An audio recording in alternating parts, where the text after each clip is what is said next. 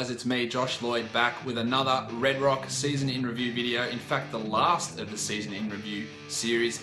Of course, I'm talking about the champion Golden State Warriors.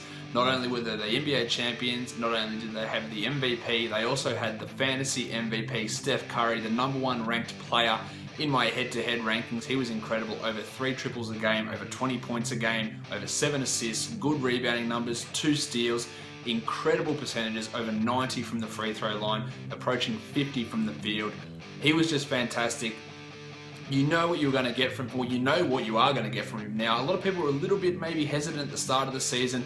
I had him ranked #1 in the preseason. He came through for me, ended up as the #1 guy. And we know that he's just going to continue to get this unless some sort of injuries derail him. Let's hope not. But he's going to give you elite threes, elite scoring, great assists, good rebounds, good steals, fantastic percentages. There's not much more you can ask for from a player that you're picking inside the top 3.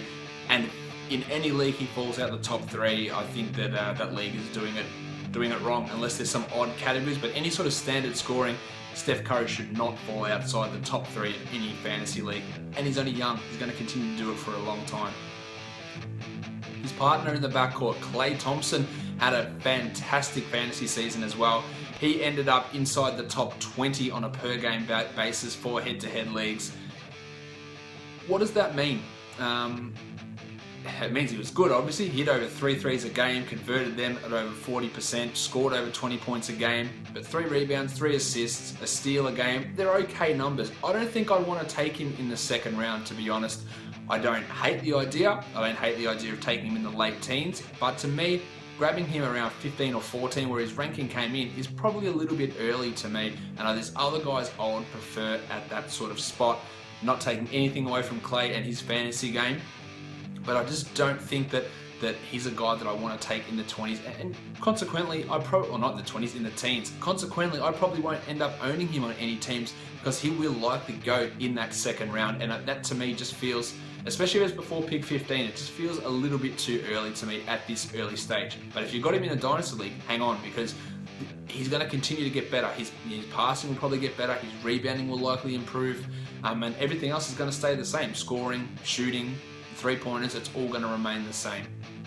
At small forward, Harrison Barnes was great for the Warriors, a definite bounce back season, but that doesn't mean that he's a great fantasy player. Outside the top 150 in head-to-head value, he does some things okay, but it's just not enough to really get you excited in 10 or 12 team or even 14 team leagues, to be honest. There are stretches where you want to use him, and he will get better. He is still only young. There's no doubt he will continue to improve. But does that mean that he's going to become a top 100 player at any stage in his career? I would say probably not, assuming he stays with Golden State and this cast of players around him. He still does things okay, nice rebounding, good 3-pointers, decent percentages, a bit of a better rotisserie player than he is a head-to-head guy, but there's not a huge amount of overall value in Draymond Green, and the only place I can really see taking him is maybe the last couple of rounds of a 12-team Roto League or anything deeper. Draymond Green, though, on the other hand, was a fantastic player, a real breakout season for him. He's going to get paid max money this off-season. He ended up ranked inside the top 40 for head-to-head leagues in a per-game basis. He was one of only 2 players to average a 111 alongside Danny Green, 8 rebounds a game, 4 assists a game. Not a huge amount scoring, but when you get those other peripheral stats, that makes up for it. And he's not a good percentage guy either. Not helping in either field goal or free throw percentage, but the counting stats are fantastic from Draymond. Now, let's assume he's coming back to Golden State. There's no reason not to. People are going to be looking at him as a second round player. To me, that's not right. Even third round is maybe pushing it a little bit, but I don't hate that at the end of the third round. And again, I think that he's probably going to be overvalued by people, meaning that if you're listening to me, you're probably not going to end up drafting him in many situations, because I think people will go a bit crazy for Draymond, and you'll see him picked at 18 or 19, and that feels a bit too high, even though what he does is absolutely fantastic. The real power of him from his fantasy value this season was the fact that you picked him at pick 100, pick 120, grabbed him off the waiver wire, and then he gave you a top 40 season. Doesn't mean that I want to go grab him in the second round though. Andrew Bogut's a player who we saw get sat at the end of the finals. Matchups weren't working out for him, but overall, his fantasy value was actually pretty good. Good rebounding numbers, good block numbers, Really good assist numbers for a center, almost 3 a game. A great field goal percentage. He actually ended up inside the top 80 for head-to-head per game value, and I don't think many people would have been aware of that. I owned him on quite a few of my 10-team leagues. Where he fit, because you have to be really careful of what you bring into a team with him. He's not going to score much. He's obviously not hitting threes. His free throw percentage is terrible, but he gives you those other big man numbers, and if it fits what you can do, he can be a really under the radar source of stats that people, in 10-team leagues, they probably won't consider him. In 12-team leagues, he may not get drafted either, because he only played 24 minutes a game.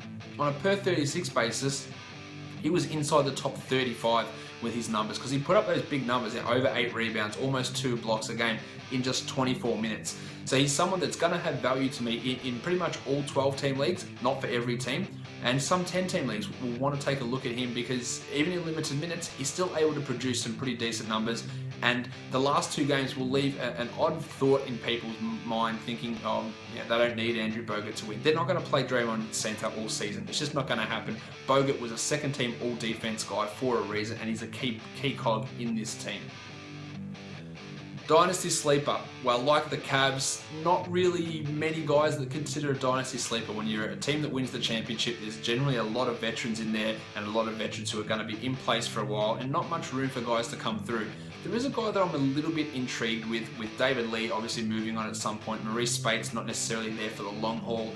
A backup big man, James Michael McAdoo, who was an undrafted rookie, and his per minute numbers, his per 36 numbers were really impressive. He didn't play a huge amount, and he only played limited minutes, but he showed that he could go out there and he could score. He can rebound.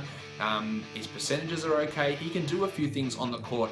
Now, it's not going to be a situation where I think McAdoo is going to be a top 100 player in 2 seasons' time, but what I think that he will be is maybe a top 250 player in a season's time. And deep dynasty leagues, that matters. You've heard me say that many times.